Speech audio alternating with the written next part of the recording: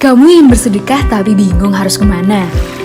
Ingin menyalurkan sedekah tapi tidak hanya ke satu lembaga siswaf? Atau jam kantor yang tidak bisa ditinggal membuat kamu tidak punya waktu untuk datang langsung ke lembaga penyalur sedekah? Eits, tenang, ada jadiberkah.id yang bisa kamu buka di mana dan kapan saja. Apa sih jadiberkah.id?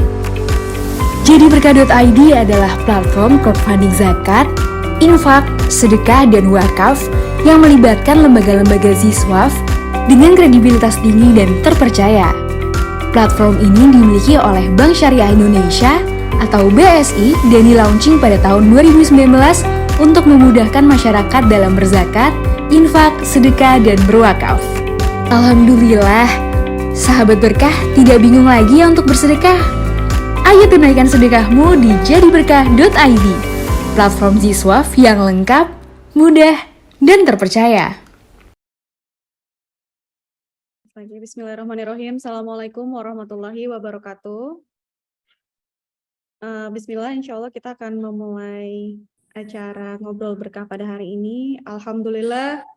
Alhamdulillahirabbil alamin wa bihi nasta'in wa ala umuri dunya waddin wa ala alihi wa sahbihi wasallim amma ba'du.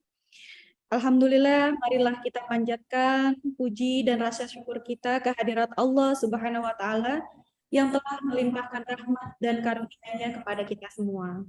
Salawat serta salam mari kita curahkan kepada Nabi besar Muhammad sallallahu alaihi wasallam sehingga kita dapat berkumpul bersama pada acara ngobrol berkah pada hari ini dengan tema waspada terhadap hepatitis akut misterius pada anak dan apa pencegahannya bersama Dr. Fahmi Hasan, spesialis anak MKes, dokter spesialis Rumah Sakit Jejari LSI Foundation DDSM Group Holding Management. Sobat Sehat Jadiberkah.id yang saya muliakan, ada baiknya sebelum kita memulai acara ngobrol berkah pada hari ini, ada baiknya kita buka dengan bersama-sama membaca basmalah. Bismillahirrahmanirrahim. Sebelum kita masuk ke acara selanjutnya, izinkan saya untuk menyapa Dr. Fahmi yang sudah hadir di tengah-tengah kita. Selamat siang, Dok. Assalamualaikum warahmatullahi wabarakatuh. Waalaikumsalam warahmatullahi wabarakatuh. Terima kasih Mbak Diva, apa kabarnya? Alhamdulillah baik. Sehat, Dok? Alhamdulillah. Insya Allah sehat-sehat. Alhamdulillah. Insya Allah nanti kita akan membahas lebih detail ya, Dok. Sebenarnya apa hepatitis akut yang sedang ramai dibicarakan di masyarakat dan bagaimana cara pencegahannya? Insya Allah nanti kita akan bahas bersama-sama. Sebelumnya, izinkan saya sedikit memperkenalkan diri sebagai moderator hari ini. Nama saya Nur Aini Latifah, dan saya akan sedikit memberikan insight kepada Sobat Berkah, Sobat Sehat Jadiberkah.id tentang acara ngobrol berkah hari ini. Acara hari ini merupakan sinergi antara LSI Foundation by DDSM Group Health Management dengan jadiberkah.id. Seperti apa saja program dan visi misi dari Lingkar Sehat Foundation yang merupakan lembaga sosial yang memiliki concern khusus terhadap kesehatan di Indonesia. Nanti akan dijelaskan langsung. Juga telah hadir bersama kita Direktur Eksekutif Lingkar Sehat Foundation, Bapak Awang Ramdhani. Selamat siang. Assalamualaikum Pak Awang. Waalaikumsalam warahmatullahi wabarakatuh. Sehat Pak Awang? Alhamdulillah baik Mbak Iva. Insya Allah selalu semangat ya Pak menebar kebaikan dimanapun kita berada. Amin. Tidak lupa mengingatkan kepada Sobat Sehat Jadiberkah.id yang ingin melakukan sedekah siang nih kebetulan untuk program revitalisasi 1000 kamar rawat inap untuk kaum prasejahtera yang diprakarsai oleh Lingkar Sehat Foundation yang selama ini kurang lebih telah membantu 1000 kaum prasejahtera dalam hal pelayanan kesehatan standar hospital. Sobat Sehat.id, Sahabat Sehat Jadiberkah.id dapat membuka chat box. Ya, chat box di dalamnya sudah ada link landing page yang dapat diklik atau dapat melakukan scan QR di QR code di sebelah saya. Dipersilakan.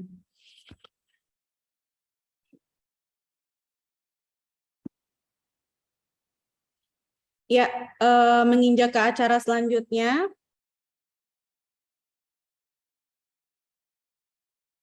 menginjak ke acara selanjutnya, izinkan saya untuk sedikit memperkenalkan narasumber kita pada hari ini, yaitu Dr. Fahmi Hasan.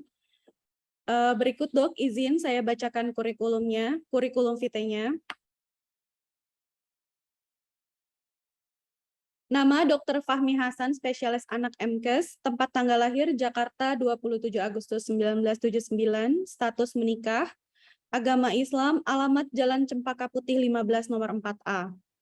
Pendidikan formal, S1 Fakultas Kedokteran Universitas Yarsi Jakarta Pusat, S2 Pendidikan Magister Kesehatan Program Studi Biomedik FK Universitas Sriwijaya Palembang Sumatera Selatan, spesialis 1 Program Pendidikan Dokter Spesialis Ilmu Kesehatan Anak FK Universitas Sriwijaya Palembang Sumatera Selatan. Dan sekarang sedang beraktivitas di beberapa rumah sakit ya dokter, salah satunya di Rumah Sakit Kartika Pulau Mas Hospital Jakarta Timur.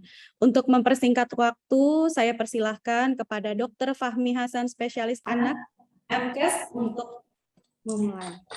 Silakan dok. Terima kasih atas pengantarnya Mbak Iva. Oke, selamat siang, Assalamualaikum warahmatullahi wabarakatuh. Oke, izinkan saya share screen ya. Oke.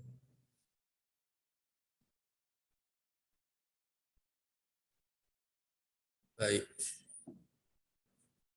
Oke, seperti yang para sobat berkah.id ketahui, sekarang yang lagi trending itu angka kejadian wabah virus hepatitis akut yang belum diketahui penyebabnya. Sampai saat ini pun di Indonesia juga masih diteliti penyebab utamanya dan sedang berlangsung penelitiannya, dan angka kesakitannya yang termasuk lumayan tinggi dan risiko kematiannya juga tinggi. Maka dari itu kita akan membahas dan mengupas tuntas lebih detail dari awal dulu. Kita harus tahu apa itu sih yang dimaksud hepatitis ya pada anak. Oke. Hepatitis pada anak dari per definisi dari Ikatan Dokter Anak Indonesia itu merupakan suatu proses peradangan pada organ hati yang dapat menyebabkan derajat penyakit dari ringan sampai berat. Nah, penyebabnya macam-macam. Kalau kita bagi dua, penyebab infeksi dan penyebab non-infeksi.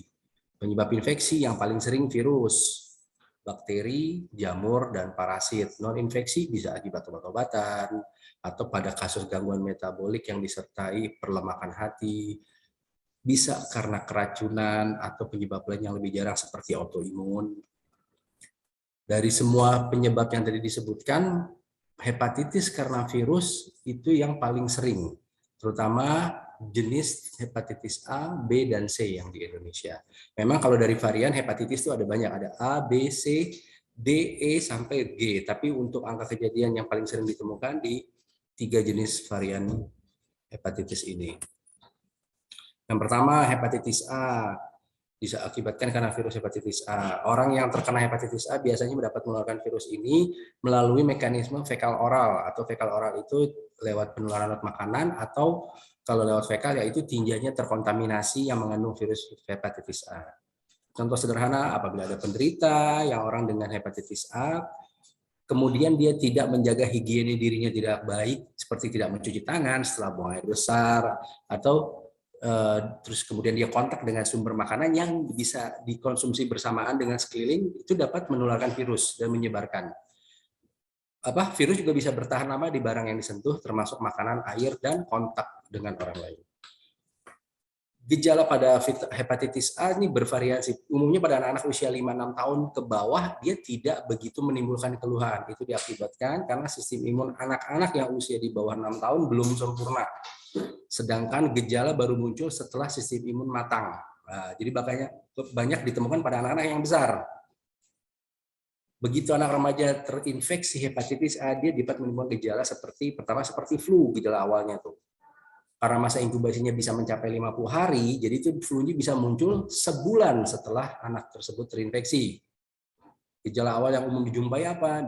Lelah, mual, dan muntah. Biasanya pada fase ini anak tampak seperti tidak bergairah dan maunya tidur terus. Kadang pola makannya sudah mulai terganggu. Kemudian disertai dengan demam. Demam yang makin lama makin tinggi. dan disertai ada nyeri di bawah iga kanan badan. Kenapa di iga di kanan bawah badan? Itu tempat lokasinya hati. Ketika dia sudah mengalami proses peradangan, maka akan muncul keluhan. Apabila berlanjut dan tidak tertangani dengan baik, mulai ada gejala lanjutan. Seperti apa? Buang air kecilnya seperti teh, atau ada beberapa kasus seperti Coca-Cola. Warna kulit mulai tampak menguning, dan pada beberapa kasus, apabila dia kadarnya sangat tinggi, dia sampai menyebabkan kulit itu gatal. Biasanya keluhan anak waktu masuk rumah sakit dengan keluhan kuning dan dia mengeluh kulitnya gatal-gatal. Dan kuning ini tergantung derajatnya. Semakin berat derajatnya, hilangnya lebih lama. Pernah dilaporkan sampai lebih dari 3 bulan. Gejala di luar hati itu memang lebih jarang. Namun yang pada kasus yang gejala di luar hati, apabila terjadi misalnya pada anak yang sistem imunnya jelek atau anak-anak yang sedang ada penyakit penyerta yang berat, itu bisa beralih dari hepatitis A menjadi hepatitis yang berat atau yang disebut hepatitis fulminan. Dan pada kasus hepatitis fulminan ini biasanya membutuhkan perawatan khusus di ruang ICU anak. Penularan seperti tadi karena dia lewat fekal oral, artinya lewat minum, makan makanan yang terkontaminasi virus hepatitis A. Anak-anak juga dapat tertular bila menyentuh sesuatu yang terpapar virus atau makanan yang mengandung virus tersebut dan memasukkannya kepada mulut. Oke, untuk mencari tahu bagaimana anak kita terpapar apa enggak, atau biasanya kalau ketika sudah mulai ada keluhan yang menjurus ke arah infeksi hepatitis, untuk awal kita biasanya belum tahu nih hepatitis penyebabnya apa, biasanya kita periksa enzim fungsi hati yang disebut SGPT dan SGOT. Terus yang dinilai kadar bilirubin total. Dan direct bilirubin itu adalah salah satu protein yang ada di dalam darah yang mengindikator kuningnya pada pasien-pasien hepatitis. Ketiga, dilakukan pemeriksaan antibodi untuk spesifik mendeteksi ini virusnya hepatitis yang mana, A, B, atau C. Kalau untuk hepatitis A, yaitu yang diperiksa IgM anti-HAV namanya. Pengobatan secara umum hepatitis A, apabila daya tahan anak tubuh bagus, dia akan sembuh sendiri tanpa obat tertentu. Tapi di sini sangat penting yang peran nutrisi yang cukup, status gizi anak dan status imun. Jadi kalau anak dengan gizi buruk, anak dengan status imun yang jelek, misalnya anak sedang pengobatan kortikosteroid jangka panjang, atau anak dengan suatu proses keganasan yang sedang menjalani kemoterapi, ini dia ada sistem gangguan di sistem daya tahan tubuh. Nah, ini yang dapat memperburuk keadaan hepatitis A-nya. Jadi istirahat cukup, makan makanan yang proporsional dan bernutrisi, hindari mengkonsumsi obat yang dapat membebani kerja hati. Spesifik untuk obat yang membebani kerja hati, seperti kalau yang secara umum kita tahu golongan acetaminophen, seperti obat penurun panas, apabila dengan dosis yang tidak sesuai dan tidak adekuat, itu bisa menyebabkan gangguan fungsi hati. Kedua, golongan-golongan obat aspirin, nah itu juga bisa. Atau obat-obat golongan steroid, dan masih macam obat lainnya. Untuk pencegahan, kata kuncinya cuci tangan. Itu mencuci tangan baik setelah ke kamar kecil, mengganti popok, menyentuh sampah atau pakaian kotor. Dan begitu selesai jangan lupa mencuci tangan kembali kalau ingin mempersiapkan makanan. Ini yang kadang orang terlewat. Oke, terus poin jangan lupa juga jangan minum susu yang tidak dipasteurisasi. Jadi pastikan susu itu benar-benar sudah melalui proses yang steril. Cuci buah dan sayur, masak-masakan, termasuk apalagi seafood. Kadang kan kita seafood suka makanan belum full ya. Bagi era sekarang ada sushi dan lain-lain itu kan makanan yang tidak full matang. Jadi disarankan pada era kejadian hepatitis akut ini sebaiknya makanan yang matang. Untuk masak telur, disarankan masak telur sampai kuningnya mengeras karena itu hepatitis itu bisa masuk lewat kuning telur. Jadi dia harus dimasak sampai jangan telurnya setengah matang. Dan dicuci semua peralatan masak dan lain-lain. Dan jangan lupa dilakukan vaksinasi anak untuk vaksin hepatitis A ya, bisa diberikan setelah anak usia 1 tahun sebanyak 2 kali dengan jarak pemberian 6 bulan sampai 3 tahun. Yang berikutnya hepatitis B. Hepatitis B pada umumnya pada anak tidak bergejala, pada anak-anak yang lebih muda, pada anak-anak yang besar baru bisa muncul gejala. Dan dia penularannya harus kontak dengan darah atau air liur. Pada anak yang besar, biasa gejala ditemukan lemas, tidak nafsu makan, demam, kuning, dan mual muntah. Dan menular melalui darah. Nah, ini agak miris. Anak dengan hepatitis B di Indonesia ini sampai saat ini itu paling sering mendapatkan penularan hepatitis B dari ibunya. Hanya sebagian kecil yang mendapat infeksi dari orang sekitarnya, terutama yang tinggal serumah. Nah, bayi yang terkena hepatitis B saat lahir, 95% dia membawa terus virus hepatitis B di dalam tubuhnya dan menjadi kronis apabila tidak di-screening dan dilakukan pencegahan dari sejak dia lahir. Apa yang terjadi apabila dia menjadi kronis, maka anak dapat mengalami kanker hati pada saat dewasa dan itu resiko menularkan ke yang sekitar.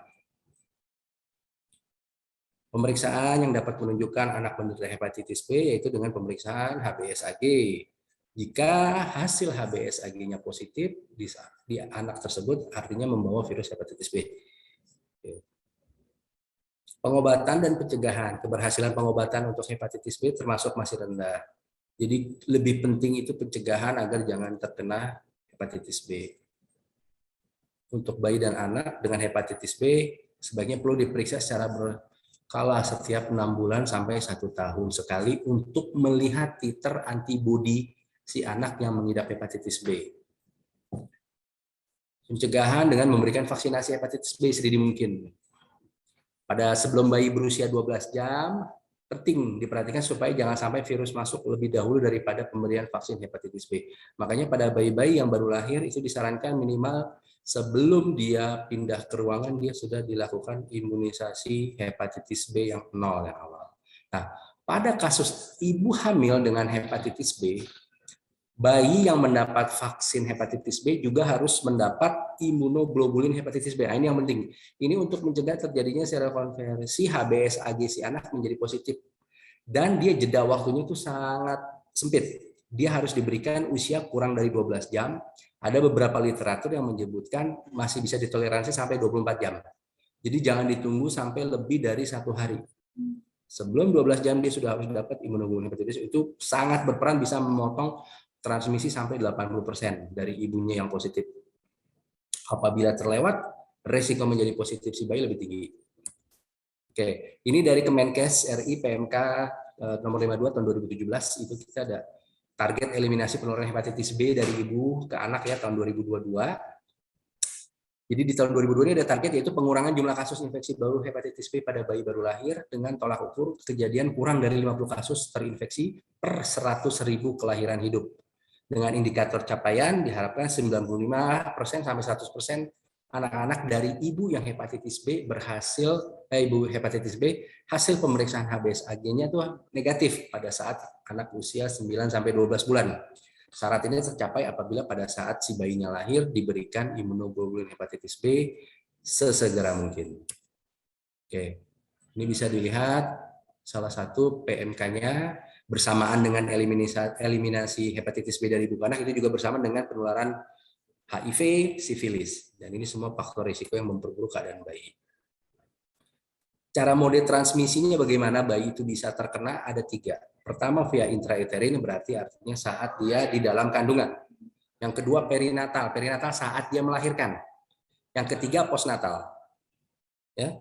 Postnatal itu setelah bayinya lahir.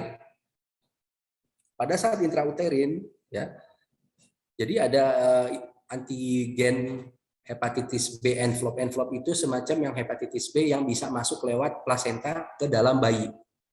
Nah, apabila sudah terjadi di situ, menambah resiko juga apabila pada saat persalinan, apabila dilakukan persalinannya normal. Makanya bayi-bayi dari ibu hepatitis B positif disarankan dilakukan persalinannya lewat seksio sesaria untuk mengurangi transmisi kontak.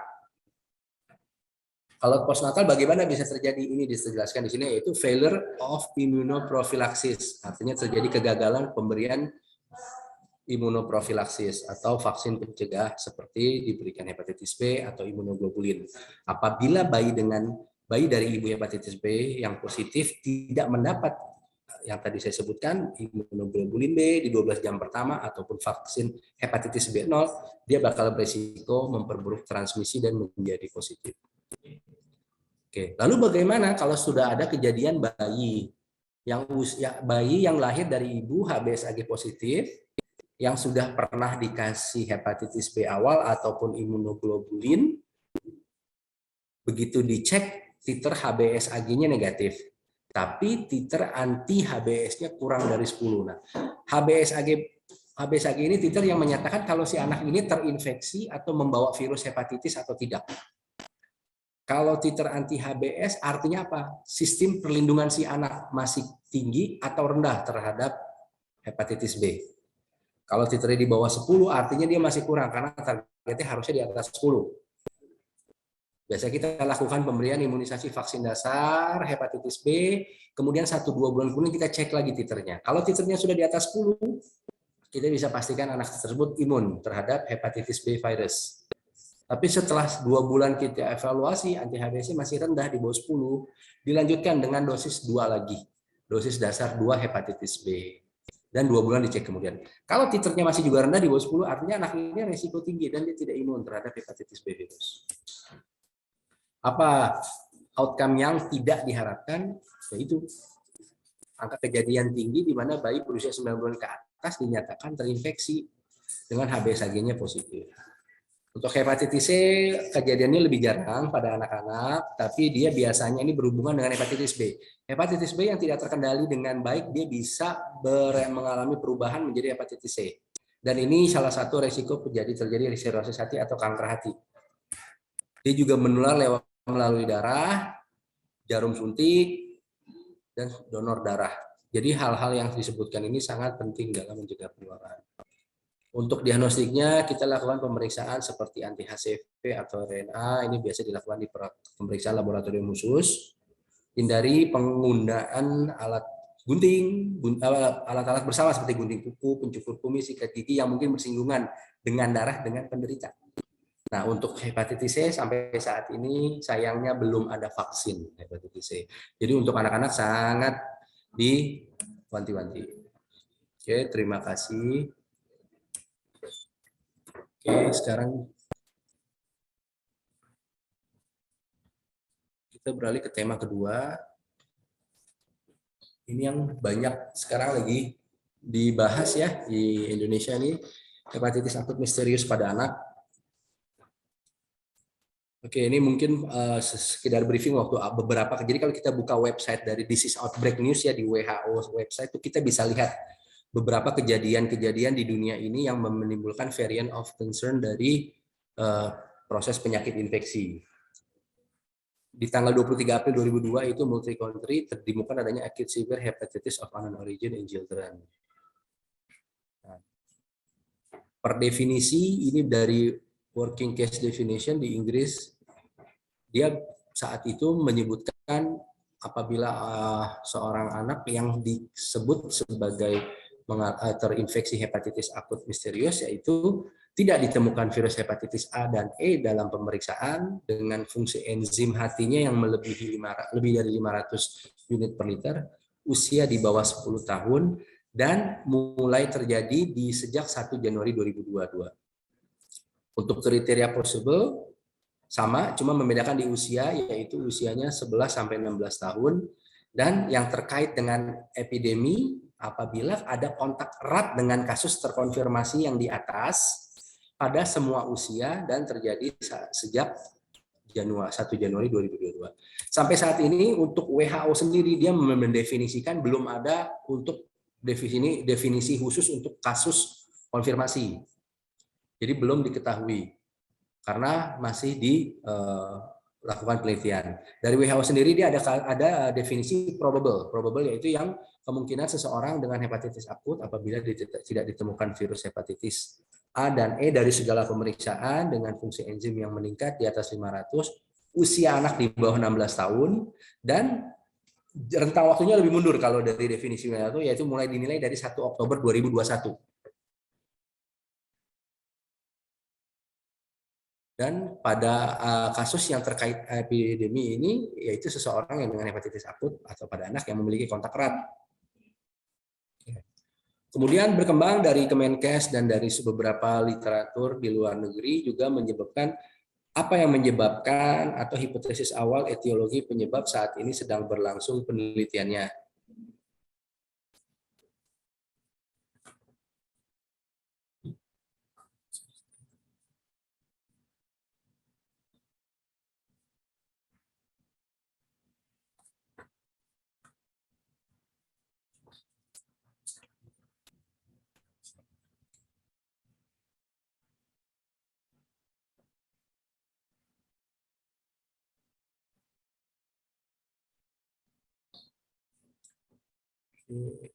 Tadi bagaimana sekarang?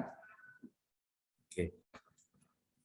Balik ya, yang tadi saya sebutkan. Jadi untuk dugaan awal atau hipotesis awal pada penyebab atau etiologi pada hepatitis akut misterius, beberapa ahli sedang merilis dan saat ini sedang berlangsung penelitiannya, menduga dengan peningkatan angka kejadian hepatitis akut yang non hepatitis A sampai E pada anak karena pertama, karena adanya infeksi adenovirus. Infeksi adenovirus adalah yang sifatnya biasa atau yang umum kita jumpai. Kenapa dia bisa menyebabkan infeksi? Dugaan pertama karena jarang terpapar adenovirus waktu pandemi. Kenapa jarang terpapar adenovirus waktu pandemi? Karena anak-anak selama pandemi itu jarang dibawa keluar. Otomatis orang tua lebih protektif sehingga dia paparan daya tahan tubuhnya terhadap infeksi adenovirus yang umumnya harusnya tidak sampai membuat gejalanya berat, menimbulkan reaksi yang berlebih. Kemudian gelombang besar infeksi adenovirus itu sendiri yang terjadi bersamaan sehingga daya tahan tubuh tidak mampu mengkompensasi. Yang ketiga, adanya pendahuluan, yaitu didahului infeksi SARS-CoV-2 atau infeksi lain sehingga adenovirusnya berkembang. Yang ketiga, infeksi adenovirus yang koinfeksi. Koinfeksi itu artinya bersamaan dengan SARS-CoV-2 dan infeksi lain. Berikutnya, paparan obat, toksin atau lingkungan yang membuat perubahan di adenovirus. Yang kedua, diduga adanya adenovirus varian baru. Ini masih diteliti dan dilihat hubungannya apa ada dengan pasca infeksi atau sindroma post SARS-CoV-2. Jadi pada anak-anak yang pernah dengan riwayat menderita SARS-CoV-2 itu layak untuk dilakukan pemantauan. Keempat, bisa karena obat-obatan, keracunan atau paparan lingkungan, atau adanya kuman patogen, baik itu kuman yang utama penyebab infeksi atau yang bersamaan. Dan yang poin keenam, ini yang sedang diteliti dan sangat korelasinya diharapkan kita tidak mau, karena ini diduga salah satu varian baru dari SARS-CoV-2 yang lebih utama menyerangnya ke sistem hepatobiliar. Investigasi dilakukan dari menilai epidemiologi, surveillance, mekanisme cedera hatinya, karakteristik pejamu, sampai investigasi patogen. Semua ini dilakukan berdasarkan European CDC waktu itu dengan bekerja sama dengan WHO. Dari beberapa penelitian di luar negeri yang kejadian kasus di Amerika dan di Britania Raya itu ditemukan adanya patogen infeksi yang menyebabkan hepatitis non A pada beberapa anak yang menderita. Paling tinggi dari 9 kasus di Amerika saat itu dengan rentang waktu Oktober 2021 sampai Februari 2022 ditemukan paling banyak penyebabnya di dalam biopsi hatinya itu adenovirus penyebabnya. Jadi 9 dari 9 kasus ditemukan adenovirus. Oke. Nah, kemudian jenis patogen yang dites dan hasilnya di Britania Raya. Untuk di Inggris sendiri kita bisa lihat ada 3 warna ya di sini ya, yang detected, not detected, dan pending. Fokus di angka yang hijau. Dari hasil tes pada pasien yang dengan hepatitis akut dengan etiologi yang belum diketahui di Britania Raya dijumpai pertama paling banyak adenovirus. Kedua, SARS-CoV-2. Jadi di sini masih ada hipotesis yang mengarah kemungkinan ada hubungannya dengan SARS-CoV-2 baik dia sebagai infeksi utama ataupun sekunder. Bagaimana di Indonesia sendiri? Nah, ini data dari Kemenkes ya. Per 13 Mei 2022 itu sebenarnya total ada 18 atau 19 kasus. 1 kasus probable itu pun pasiennya ya disayangkan sudah meninggal pada 19 April. Ada pasien dilakukan pemeriksaan hepatitis A, B, C, D, dan E, itu semua non-reaktif. Sisa 17 kasusnya kita masih pending classification, belum bisa dijelaskan. Jadi sebenarnya kasusnya sudah lumayan. Oke, terus gejala klinis, apa yang harus diwaspadai? Pertama, apabila kita menemukan anak-anak atau orang sekitar kita dengan gejala kencingnya berwarna gelap, seperti teh atau Coca-Cola atau coklat ya, kemudian ada mual dan muntah, nyeri perut terutama di bagian kanan bawah, mata yang tampak menguning, kehilangan nafsu makan dan penurunan berat badan, dan tinja warnanya seperti pucat atau dempul. Itu salah satu tanda berpermasalahan di daerah pewarnaan untuk kotoran. Itu biasanya ada tanda-tanda proses peradangan. Dan kelelahan yang berlebih. Jadi pada hepatitis juga bisa mempengaruhi ke aktivitas fisik. Ini perwakilan. Jadi kalau lihat dari semua gejala, 71,2% itu memang mayoritas terlihat matanya kuning ya. Kemudian disusul gejala saluran cerna yang utama, muntah. Kemudian BAB yang seperti jempol. Di sini kita lihat nih, ini menarik dari data dari UK Health Security Agency per 6 Mei 2022 ini, mereka pada anak-anak yang menderita hepatitis akut misterius ini tuh ada 18,6% itu dengan gejala pernapasan. Nah, mereka ini mengkorelasikan gejala pernapasan ini apakah berdiri sendiri atau yang salah satu penyebab yang tadi SARS-CoV-2 itu. Oke, terus bagaimana di lapangan? Nah, ini dari saya sadur dari UKK infeksi penyakit tropis. Dan waktu itu di Kemenkes juga, alur pemeriksaan di klinik atau di fasilitas kesehatan tingkat pertama ya, ini yang penting. Jangan lupa untuk selalu menerapkan kewaspadaan, standar dan isolasi pada saat memeriksa pasien yang dicurigai dengan hepatitis akut misterius. Apabila ditemukan anak usia di bawah 16 tahun dengan tanda dan gejala hepatitis akut, ya, berdasar anamnesis dan pemeriksaan fisik. Apa sih anamnesis dan pemeriksaan fisik yang harus diwaspadai? Ya, adanya kuning, muntah, pupnya yang pucat atau anak tampak lesu dan ada gejala lain dengan pemeriksaan fisik yang menunjang adanya ke arah hepatitis akut. Disarankan dilakukan pemeriksaan SGOT, SGBT apabila tersedia di fasilitas kesehatan kita. Jika tidak tersedia, jangan ditunda dengan memperlama perawatan atau perburukan keadaan pasien, segera dirujuk. Apabila sudah sampai di pemeriksaan, apabila di rumah sakit, kita harus lebih advance ya. Jadi setelah kasus yang tadi ditemukan, dari anamnesis ditemukan adanya ikterik, kemudian adanya gejala-gejala MIEC, dan adanya peningkatan fungsi enzim hati di atas 500, yang disingkirkan bukan penyebabnya hepatitis A, B, C, dan E, langsung kita lakukan sesuai alur dari IDAI. Nah, alur dari IDAI ini yang dirilis yang terakhir per 5 Mei, rekomendasi yang bisa kita lakukan apabila merawat probable hepatitis akut yang belum diketahui penyebabnya. Ada anak dengan pemeriksaan fungsi enzim di atas 500 unit per liter dengan screening hepatitis A, B, C, dan D negatif. Pertama harus rawat isolasi. Lalu lihat keadaan anaknya. Apakah anaknya keadaan baik atau tidak. Misalnya keadaannya tidak baik seperti apa kesadarannya. Misalnya kesadaran anaknya turun, berarti tindakannya lebih fokus untuk di ruangan intensif dan ruangan berisolasi. Kalau kesadarannya baik, bisa dicukup di ruang isolasi biasa.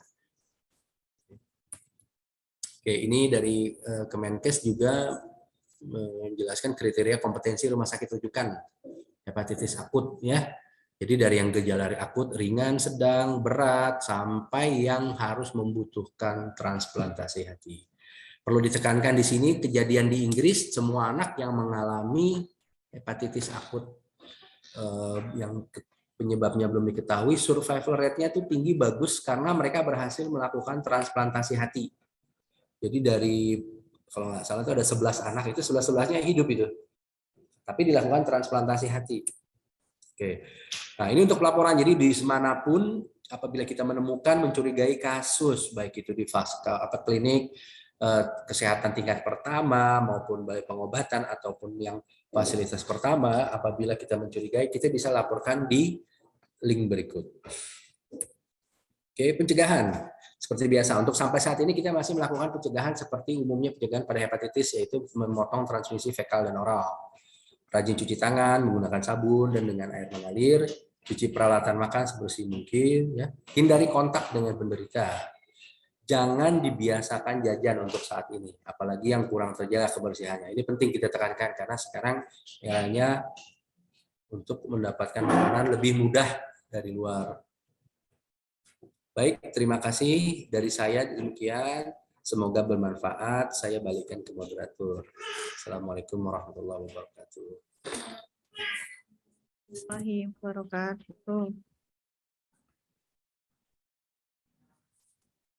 Ya, terima kasih banyak Dr. Fahmi.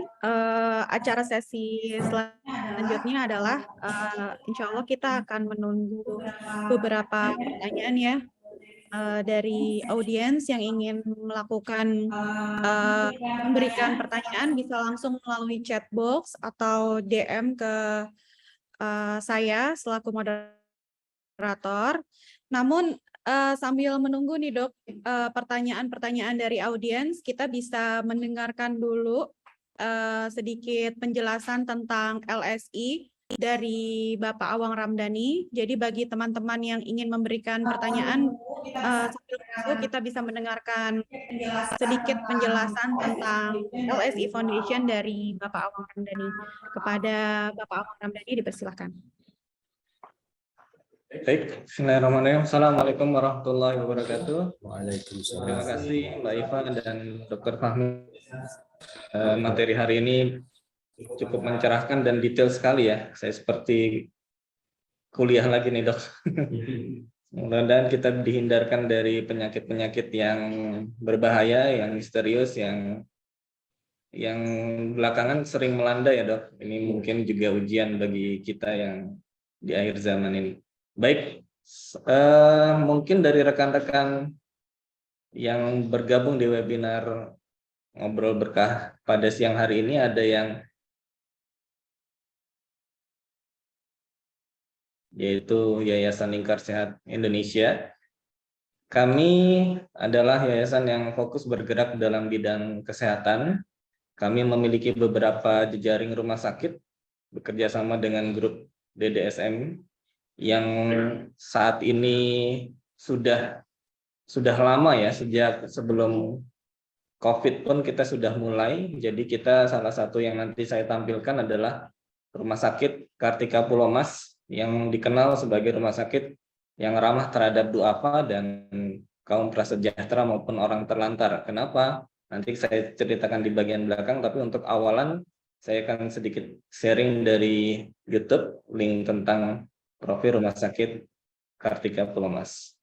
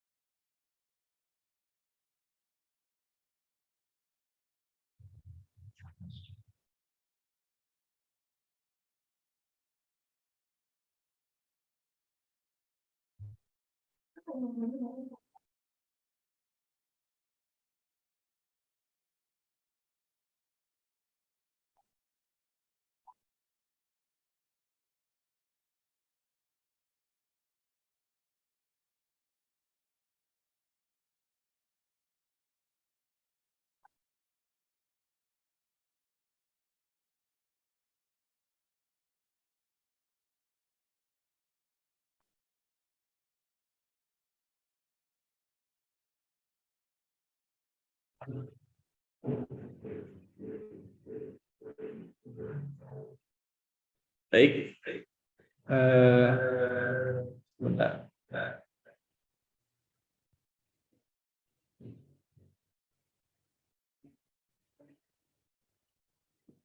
Saya lampirkan juga sekilas tentang Lingkar Sehat Indonesia.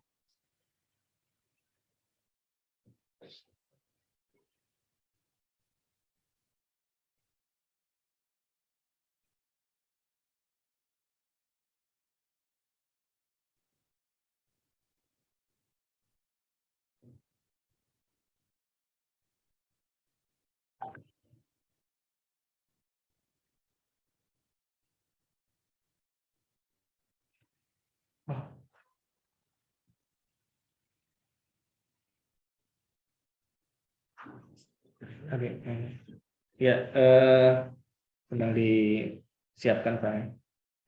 Jadi Rumah Sakit Kartika Pulemas adalah salah satu ujung tombak kami untuk melaksanakan visi misi kami selaku lembaga yang bergerak di bidang sosial, terutama fokus kepada bidang kesehatan.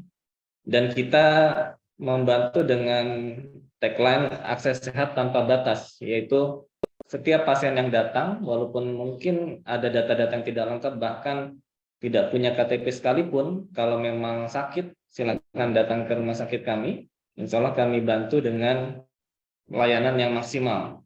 Dan untuk mensupport layanan itu, memang yayasan kami dari Lingkar Sehat Foundation ini juga berkomitmen mempersiapkan fasilitas-fasilitas termasuk ruang rawat inap untuk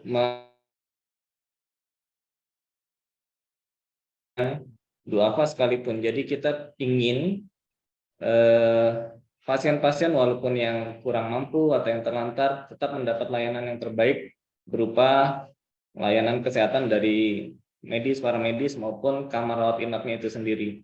Tagline-nya adalah VVIPP, yaitu very very important for poor person. Jadi kamar yang luar biasa kita desain seperti VIP, memang VIP, tapi justru kita peruntukkan khusus untuk mereka. Ini merupakan ide yang terus bergulir, namun belakangan kita juga cukup apresiasi ya, ternyata makin banyak, makin tersebar bahwasannya kami memang fokus untuk membantu kaum duafa dan terlantar, sehingga kita merasa perlu menggandeng masyarakat yang lebih luas untuk meningkatkan layanan, termasuk ada 2 program, yaitu membangun kamar rawat inap yang baru berupa wakaf, dan yang kedua juga merenovasi kamar rawat inap yang ada. Jadi agar nanti ke depan setelah kebijakan BPJS juga nanti akan single tarif dan lain-lain, kita tetap bisa inline dengan layanan bersinergi dengan pemerintah. Oke, bisa. Ini udah. Oke.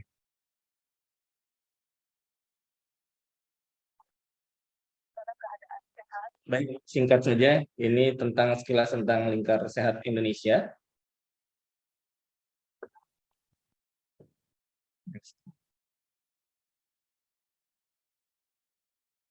Ini adalah profil kami, dan kami sudah tersertifikasi sebagai Nazir Wakaf di Badan Wakaf Indonesia. Terutama kita spesialisasinya memang wakaf uang atau wakaf melalui uang. Jadi program yang tadi itu revitalisasi dan membangun kamar rawat inap baru adalah contoh dari wakaf melalui uang.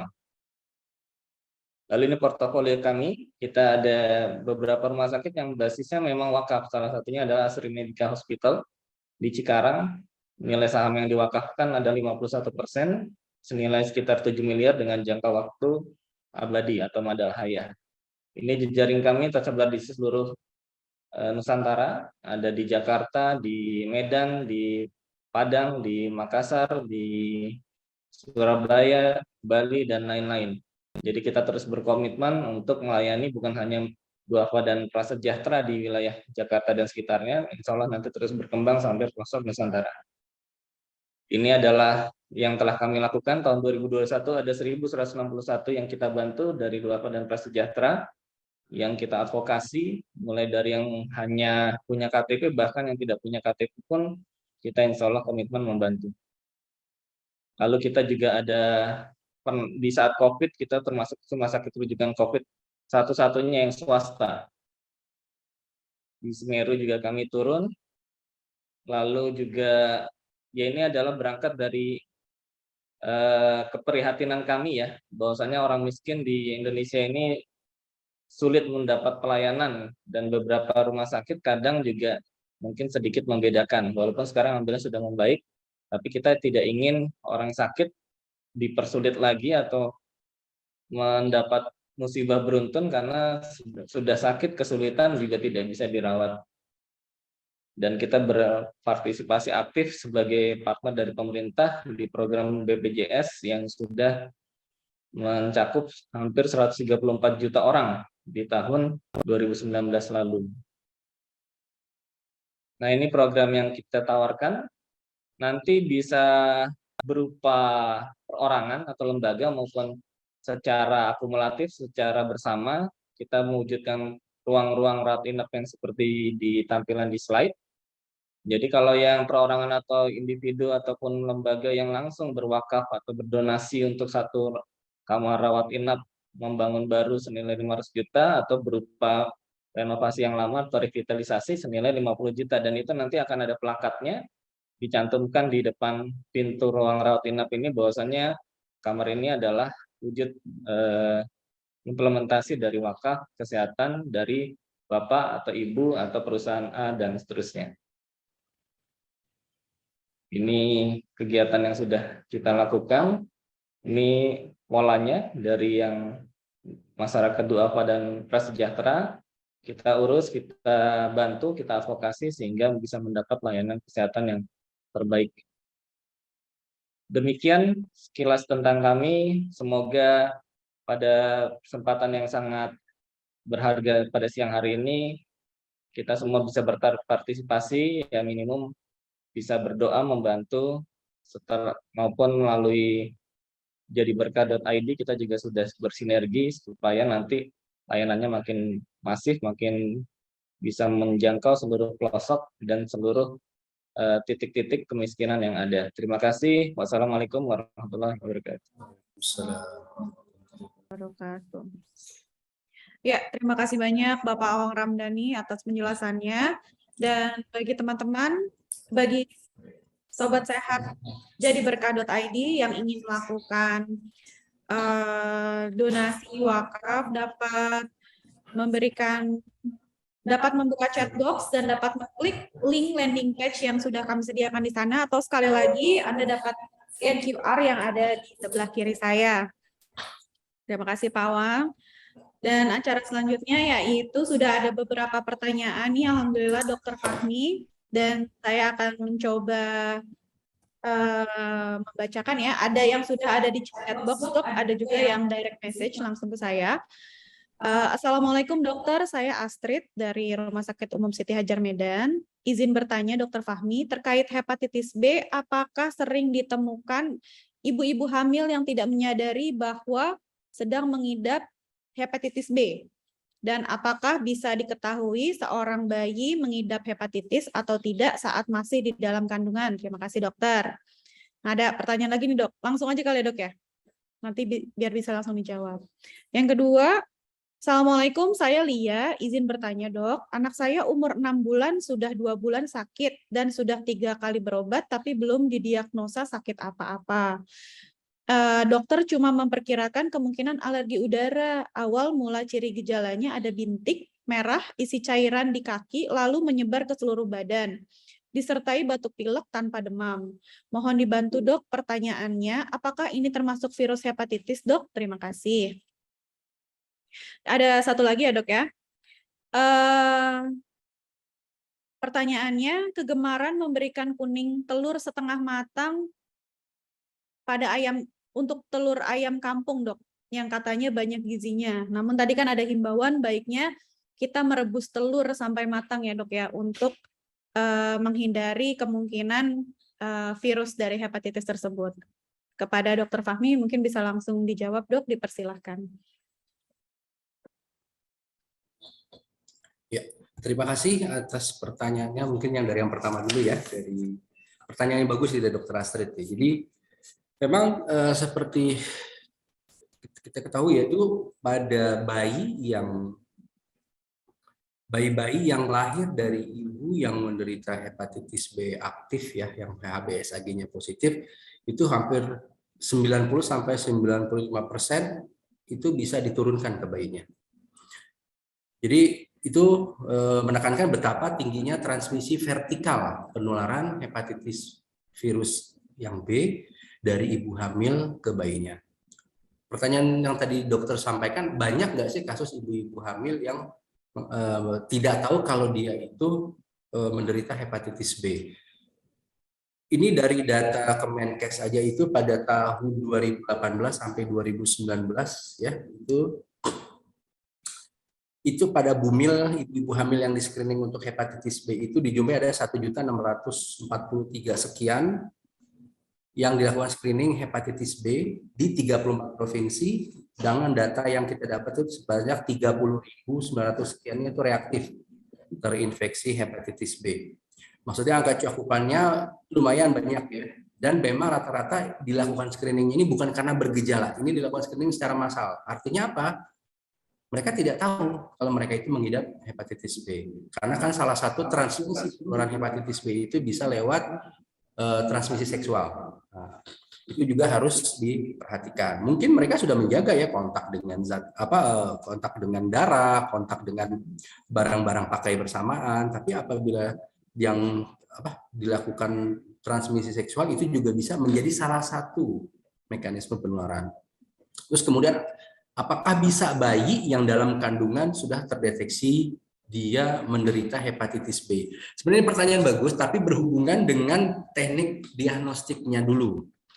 Kalau dari angka kejadian tadi saya sudah sebutkan, hampir 90-90% bayi yang lahir dari ibu hepatitis B atau HBsAg-nya positif itu resiko infeksi.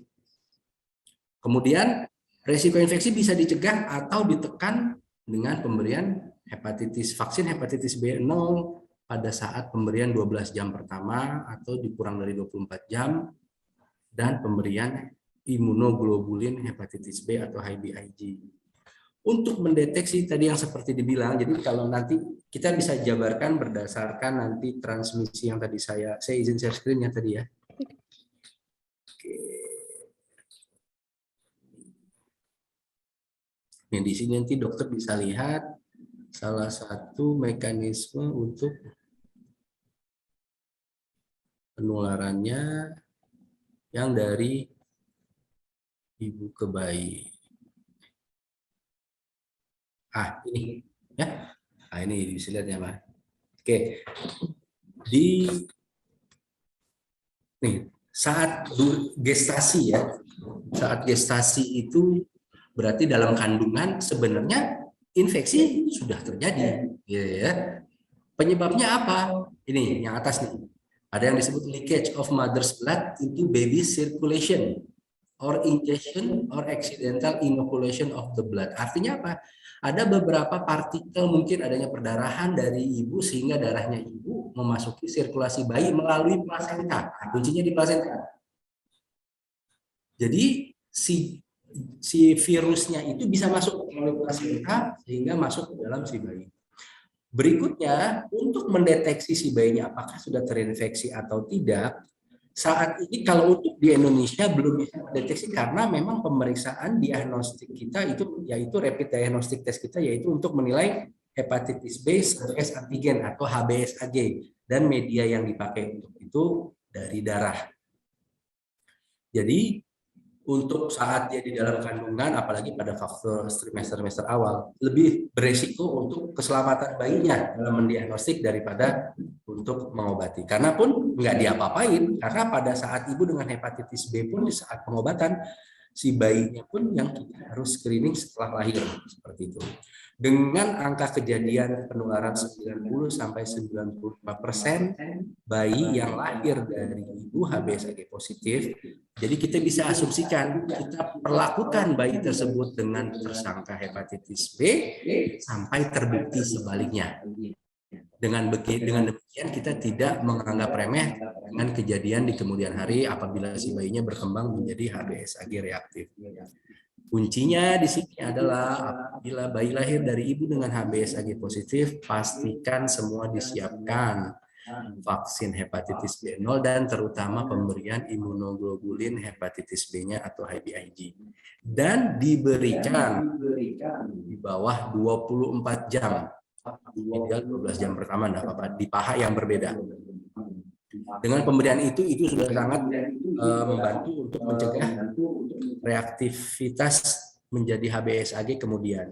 Kecuali memang bayi dengan resiko tinggi, misalnya bayi prematur, bayi dengan gangguan kelainan kongenital, bayi dengan penyakit jantung, itu kita bicara yang penyulit seperti itu.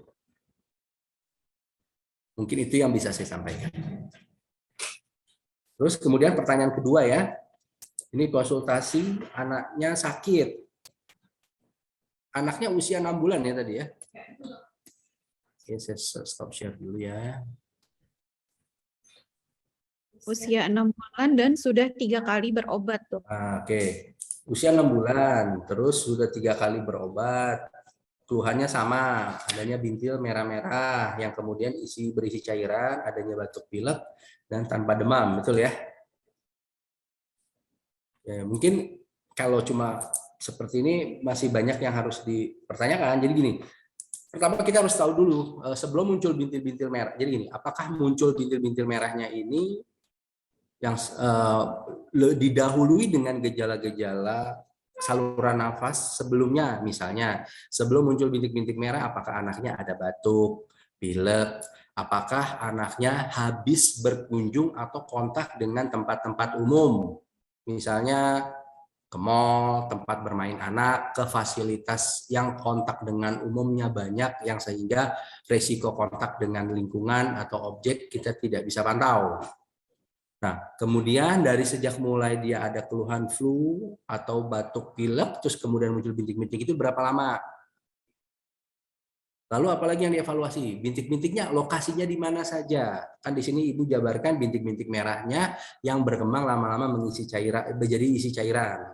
Kita harus pikirkan di era sekarang banyak kasus-kasus yang disebabkan oleh viral atau virus yang keluhannya mirip yang seperti Ibu jelaskan. Contoh paling sederhana yang umum dan sekarang banyak dijumpai di Jakarta khususnya, di Indonesia pada umum, yaitu penyakit kaki, tangan, dan mulut. Ya, beda nih sama penyakit ternak kaki mulut ya. Ya, pada anak ini penyebabnya virus yang bahasa awamnya disebut flu Singapura. Nah, itu gejalanya sama. Biasanya itu habis terpapar. Tapi untuk ke arah sana harus lebih jelas lagi dengan deskripsi yang saya tanyakan tadi. Pada gejala awal biasanya anak gejala-gejala flu, anak tampak lesu, lemah, tidak nafsu makan, makannya susah, berat badan kadang tampak menurun, anak maunya minum terus, kemudian disertai batuk pilek, demam atau tidak tergantung daya tahan anak. Kalau anaknya daya tahannya bagus, dia tidak sampai demam. Kemudian muncul bintik-bintik merah yang berkembang menjadi seperti isi cairan. Dan dilihat lokasinya, di mana, apakah adanya di sekitar pergelangan tangan, punggung tangan, telapak tangan, kaki, mata kaki, perlakuan kaki, lutut, dan terus di daerah siku ya. Yang beberapa kasus apabila sudah di tangan, dia bisa pindah ke sekitar mulut. Nah, apabila udah ada di sudut-sudut mulut, sekitar mulut, atau bahkan di mukosa dalam mulut, itu biasanya mengganggu pola makan anak. Seperti itu. Itu umum dijumpai pada kasus penyakit kaki, tangan, dan mulut. Kemudian apalagi yang bintik-bintik merah atau yang isi bintil cairan. Pada kasus cacar juga bisa ditemukan seperti itu. Namun kalau pada cacar biasanya umumnya dijumpai ada demam. Dan dia itu munculnya menyeluruh di seluruh tubuh, tidak ada titik-titik daerah tertentu. Jadi saran saya memang kalau memang sudah 2-3 kali berobat, memang penting untuk second opinion. Kalau memang masih berulang, ya harus dipikirkan penyebab lainnya. Dan sebaiknya memang dilakukan pemeriksaan di fasilitas yang lebih lengkap ya, Bun.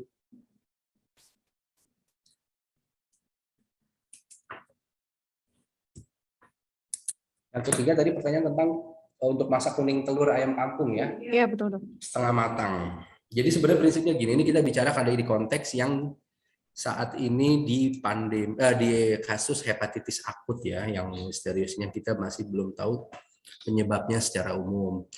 Karena hepatitis secara umum juga seperti hepatitis lainnya itu penularan secara fekal oral itu salah satu media yang paling sering ya menyebabkan anak-anak tertular. Nah, untuk penularan oralnya itu yang harus kita hindari, salah satunya dengan tidak memasak telur dengan matang. Karena dia bisa bersemayam kontaminasi di kuning telur. Apabila pada kasus selain itu sebenarnya tidak ada masalah. Nah, penekanan kuning telur setengah matang bagus atau tidak, dari segi secara umum misalnya anak-anak yang mulai kita berikan MPASI atau anak-anak yang mulai makan, boleh, tapi dengan batasan usia. Nah, ini perlu ditekankan. Jadi gini, kalau anak-anak yang mulai MPASI yang kita berikan usianya masih di bawah 1 tahun ya, begitu mulai makan, misalnya 6 bulan MPASI sebelum 1 tahun, saya sarankan untuk diberikan telurnya matang. Jangan diberikan kuning telur atau telur setengah matang.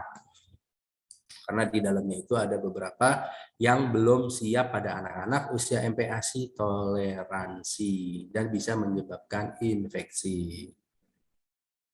Setelah 1 tahun boleh diberikan yang sama. Jadi jangan dibalik.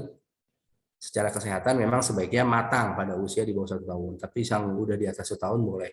Nah, untuk kasus di hepatitis yang kita masih belum tahu, sebaiknya diberikan telurnya yang matang dulu, seperti itu. Karena nanti yang setengah matang dikhawatirkan jadi media untuk kontaminasi dan infeksi. Sekian dari saya. Oke, dokter, ada beberapa pertanyaan lagi nih dokter.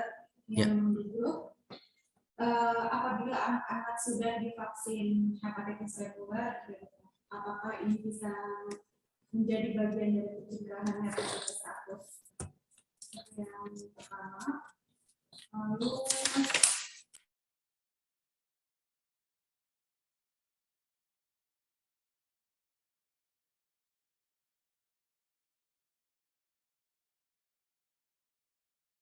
atau menyusui.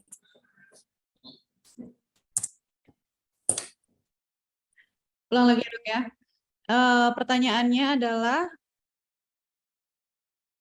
adanya hepatitis misterius ini apakah ada hubungannya dengan pasca COVID pada saat hamil atau menyusui dok? Terus yang selanjutnya, tadi kan dokter juga udah menjelaskan bahwa ada kemungkinan karena dulu anak-anak pada masa isolasi itu lebih banyak di dalam, jadi pada saat keluar tuh lebih mudah terkontaminasi oleh virus gitu ya dok ya. Nah, apakah ada kaitannya juga antara kondisi pandemik pada anak yang banyak melakukan isolasi memiliki korelasi khusus dengan hepatitis misterius ini dok gitu?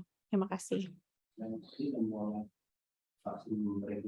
Yang vaksin, yang pertama ya. Kalau anak sudah melakukan vaksin hepatitis reguler, apakah bisa dijadikan sebagai bagian dari pencegahan?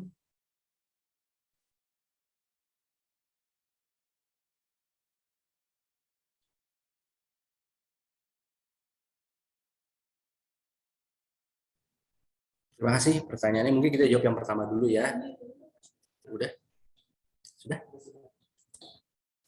Oke, pertanyaan pertama, apakah vaksin apabila anak kita sudah mendapat imunisasi dasar dan booster ya hepatitis, apakah sudah bisa disebut sebagai pencegahan? Jadi salah satu dari kriteria dan pencegahan yang disarankan pun memang dilakukan vaksinasi. Di Indonesia saat ini vaksinasi yang sudah tersedia vaksinnya untuk anak itu hepatitis A dan hepatitis B. Jadi sebenarnya ibu ini sudah melakukan pencegahan yang baik menurut saya. Kalau anak usia yang masih di bawah 1 tahun memang hepatitis A belum bisa diberikan. Yang sudah bisa diberikan ya hepatitis B dari imunisasi dasar ya, dari hepatitis B0, kemudian saat DPT 1, 2, dan 3. Seperti itu. Dan booster saat usia 18 bulan. Jadi setelah anak usia 1 tahun baru bisa diberikan hepatitis A dengan diberikan dosis 2 kali, interval pemberian dosis pertama dan kedua itu 6 bulan sampai 36 bulan atau 3 tahun. Jadi dengan pemberian vaksin hepatitis yang lengkap itu juga udah salah satu pencegahan terhadap kejadian hepatitis akut ini. Tapi bukan sebagai pencegahan penyebab utamanya. Nah, jadi harus ditekankan. Karena masih banyak faktor yang bisa menyebabkan anak terinfeksi hepatitis dari penyebab lain. Tadi dari slide yang dijelaskan memang ada beberapa yang mengindikasikan adanya keterlibatan adenovirus di situ. Nah, sedangkan adenovirus itu sendiri untuk spesifik ke arah yang penyebab hepatitis akut misterius ini belum ada vaksin maupun obatnya. Jadi tetap pencegahan yang secara umum seperti cuci tangan, memasak makanan dengan matang, dan kita selalu membasuh apapun setelah kita kontak dengan objek. Itu penting. Baik, itu mungkin menjawab pertanyaannya. Kemudian yang kedua itu hubungannya dengan post-COVID ya. Saat hamil dan menyusui dengan hepatitis akut ya. Oke, jadi tadi itu salah satu di sini nanti saya share sebentar.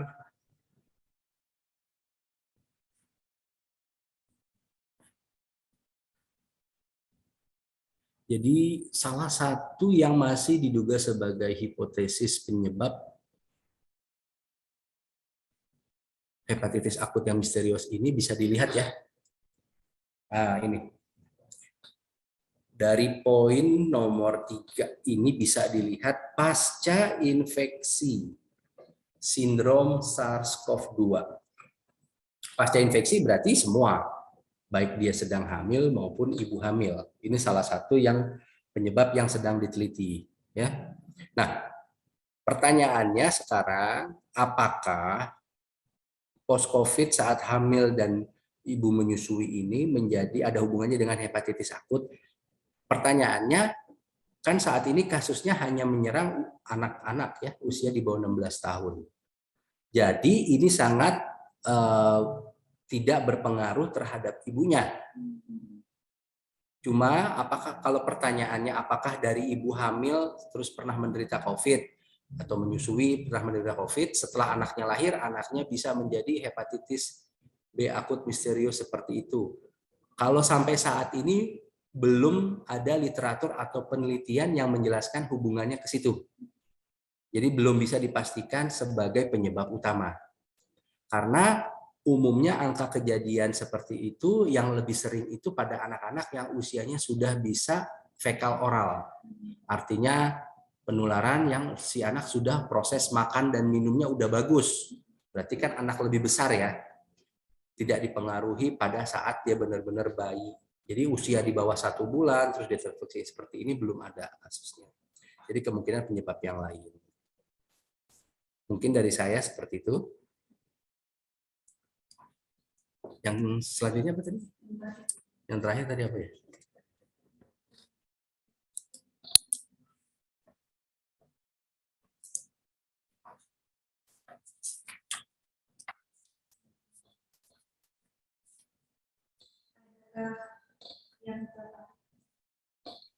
Yang terakhir, adakah korelasi imunitas kali ya pada anak waktu pada masa pandemi kan sering melakukan isolasi, makanannya terpilih, mainnya jarang, di rumah terus, cuci tangan terus, dan sekarang pada saat keluar anak jadi mudah terserang virus gitu loh, Dok. Ya. Ya, ini bagus pertanyaannya nih. Jadi memang ini salah satu teori juga yang memang berlangsung sudah lama. Jadi berbagai bentuk paparan ya, itu juga salah satu yang membentuk sistem imunisasi anak ya. Imunisasi itu kan ada yang pasif, ada yang aktif ya. Salah satunya dengan dia terpapar, dia dengan keluar, dia dengan bersosialisasi, dengan lingkungan baru, tempat baru, tubuh dia otomatis melakukan adaptasi. Adaptasi itu baik dari segi daya tahannya, adaptasi dari sistem kekebalan tubuhnya yang berkembang dan membentuk dan melindungi dirinya. Jadi sangat berperan dan sangat berpengaruh pada anak-anak pandemi. Jadi gini, yang harus ditekankan sekarang bukan masalah dia paparan di luarnya saja yang kurang. Jadi kebetulan ini kan sekarang program pemerintah ada yang disebut program bulan imunisasi anak nasional ya. Itu pada bulan Mei dan Agustus nanti akan digalakan. Mungkin ada yang berikutnya bulan Agustus. Itu salah satu tujuannya dilakukan bulan imunisasi anak nasional itu atau BIAN ini tujuannya untuk melengkapi imunisasi dasar yang tertinggal, yang terlewat, atau yang belum catch up pada anak-anak yang dia memang usia lahirnya itu saat usia pandemi. Ya, jadi rentang usia 0 sampai 18 bulan atau 2 tahun. Pada anak-anak di usia ini yang terlewat vaksinasinya itu disarankan mengikuti program BIAN. Kalau bulan Mei-nya belum ini terlewat, bisa nanti di bulan Agustus. Itu ada waktunya dibagi-bagi itu. Untuk Pulau Jawa dengan Pulau Sumatera, Kalimantan itu dibedakan waktunya. Namun intisarinya program ini tujuannya untuk melengkapi, meng-catch up imunisasi dasar yang tertinggal yang belum sempat didapat selama pandemi. Karena orang tua takut anaknya dibawa ke rumah sakit, karena orang tua takut anaknya dibawa ke klinik. Sehingga banyak imunisasi dasarnya terhambat. Keterlambatan atau tidak diimunisasinya usia dasar dengan lengkap ini juga mempengaruhi ke daya tahan anak. bukan masalah murninya dia tidak terpapar di luar, tidak dibawa keluar saja gitu. Itu hanya faktor sekian persen gitu. Tapi yang pentingnya itu imunisasi dasarnya yang banyak terlewat pada saat pandemi karena orang tua terlalu takut untuk membawa anaknya seperti itu.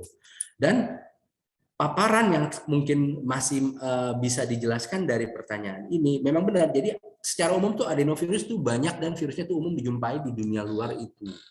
Salah satunya kayak kita memang kalau gejala-gejala flu aja tuh salah satunya juga bisa disebabkan oleh adenovirus. Tapi apabila seorang anak yang memang selalu dia benar-benar kita overprotected dan dia tidak kemana-mana hanya di lingkungan rumah saja yang tidak pernah keluar, itu juga mempengaruhi adaptasi sistem imun dia terhadap infeksi atau jenis virus, jenis bakteri di luar yang seharusnya saat itu anaknya sudah mulai mengenali seperti itu. Tapi kuncinya di imunisasi dasar anak saat itu. Apabila di 2 tahun pertama selama pandemi memang dia tertinggal atau tidak terpenuhi imunisasi dasarnya, itu juga mempengaruhi karena otomatis daya tahannya tidak sebaik anak-anak yang imunisasi dasarnya lengkap. Semoga membantu jawaban saya ya Bu. Oke, terima kasih banyak Dokter Fahmi. Terima kasih atas antusiasnya kepada Sobat Sehat Jadi Berkah.id. Insya Allah ada banyak manfaat yang hari ini bisa kita ambil ya tentang hepatitis akut misterius pada anak, dan semoga kedepannya keluarga kita selalu terjaga dan insya Allah sehat-sehat semuanya. Amin, amin ya rabbal alamin. Dan mungkin untuk selanjutnya dokter bisa memberikan closing statement dokter dari berkah hari ini. Dipersilahkan dokter. Ya, terima kasih Mbak Iva. Mungkin dari saya pesan saya mungkin di era hepatitis akut misterius ini ya pada anak ya, kita mungkin lebih jaga, lebih aware ya terhadap kesehatan anak kita, apa yang anak kita lakukan, terus kontak terutama dari segi makanan, terus kontak dengan orang-orang sekitar dan terhadap lingkungan. Jadi bagaimanapun keluarga inti itu keluarga yang paling utama dalam melindungi anak. Jadi lingkungan yang bisa kita modifikasi otomatis lingkungan yang kita kenal seperti itu. Jadi dari sumber makanan, sumber air bersih, kebersihan, hygiene anak kita sendiri itu kita yang tahu. Jadi kunci pertama selalu wash and rewash. Jadi cuci dan selalu cuci ulang. Apa yang dicuci? Tangan kita cuci setelah kontak dengan misalnya kita habis ganti popok anak kita atau kita habis keluar seperti apa. Prinsipnya seperti pandemi pun sama gitu ya. Maksudnya kita tidak membedakan, cuma yang membedakan mungkin dengan jaga jarak dan lainnya seperti itu. Kemudian memasak makanan. Pastikan Bunda memasak makanan dengan baik dan menggunakan air yang bersih dan matang. Terus kalau anak yang menyusu, pastikan susunya itu memang sudah terpasteurisasi. Jangan susu-susu yang kita tidak ketahui atau nggak jelas. Terus kemudian hindari sebisa mungkin kontak dengan tempat-tempat umum yang kontak erat dengan kulit anak. Misalnya bukannya saya melarang, tapi di era seperti ini yang sering biasanya anak-anak itu sering main, misalnya seperti kalau di tempat-tempat main umum ya yang ada kontak erat, misalnya seperti mandi bola dan lain seperti itu kan kontak erat itu hati-hati dan itu sangat berhubungan dengan penularan ya seperti itu. Kemudian jangan lupa kuncinya vaksinasi. Semua dilakukan tapi kita tidak lakukan vaksinasi, imunitas anak kita tidak berkembang. Itu seperti yang pertanyaan terakhir tadi. Jadi bukan masalah anaknya karena tidak pernah dibawa keluar. Karena imunisasi dasarnya saat anak-anak yang usia pandemi dia banyak tertinggal. Akibatnya daya tahannya tidak membentuk secara sempurna dibanding anak-anak yang imunisasinya lengkap. Demikian dari saya. Terima kasih. Terima kasih banyak Dr. Fahmi, sangat bermanfaat dan sangat. Terima kasih banyak Dr. Fahmi, jazakallah khairan kasir atas ngobrol berkahnya hari ini yang kita dapat, apalagi saya ya khususnya juga seorang ibu dan mungkin orang tua yang lain, kita dapat menjaga anak kita jauh lebih baik setelah mendapatkan insight dan pengetahuan yang bermanfaat dari Dokter Fahmi. Insya Allah kita bisa berjumpa lagi dokter di lain waktu. Insya Allah. Sekali lagi saya ucapkan terima kasih. Maaf apabila terbanyak kekurangan. Dan buat Sobat Sehat Jadi Berkah.id, tidak lupa mengingatkan apabila teman-teman ingin berpartisipasi dalam wakaf revitalisasi 1000 kamar oleh Lingkar Sehat Foundation, dapat mengklik link yang sudah disediakan oleh panitia di chat box atau melakukan scan QR yang ada di sebelah kiri saya. Dan selanjutnya mungkin untuk menutup acara ini, saya Iva selaku moderator ini mohon dibukakan maaf yang sebesar-besarnya apabila terdapat banyak kekurangan. Kita sama-sama beristighfar 3 kali. Astagfirullahaladzim, astagfirullahaladzim, astagfirullahaladzim. Alhamdulillahirabbil alamin, dan doa penutup majelis. Subhanakallahumma wa bihamdika asyhadu an la ilaha illa anta astaghfiruka wa atubu ilaik. Sekian dari saya. Assalamualaikum warahmatullahi wabarakatuh. Sampai berjumpa kembali dengan kami LSI Foundation dan Jadi Berkah.id. Terima kasih. Izin live ya. Dok. Terima kasih Dok. Cara berzakat di jadiberkah.id. Yang pertama, buka website jadiberkah.id, lalu pilih zakat di tabel menu. Untuk mempermudah dalam menghitung zakat, buka kalkulator zakat. Lalu pilih jenis zakat yang akan dikeluarkan, baik zakat mal, zakat profesi, zakat perdagangan, zakat emas, atau zakat tabungan. Lalu masukkan komponen harta sesuai dengan besaran harta yang Anda miliki. Setelah melihat hasil perhitungan zakat, lalu salurkan zakatmu. Pilih program zakat sesuai dengan seleramu. Setelah itu, masukkan identitas donatur dan nominal sesuai dengan hasil perhitungan kalkulator. Lanjutkan pembayaran, dan alhamdulillah zakatmu telah ditunaikan.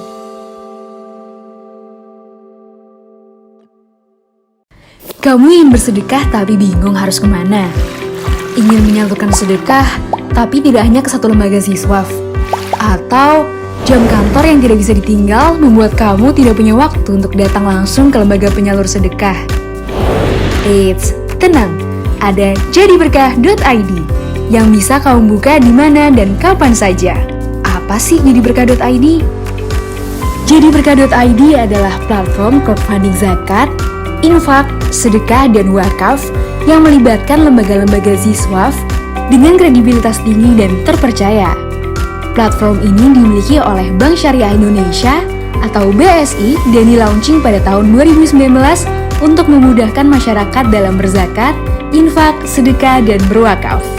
Alhamdulillah, sahabat berkah tidak bingung lagi ya untuk bersedekah. Ayo tunaikan sedekahmu di jadiberkah.id, platform siswaf yang lengkap, mudah, dan terpercaya.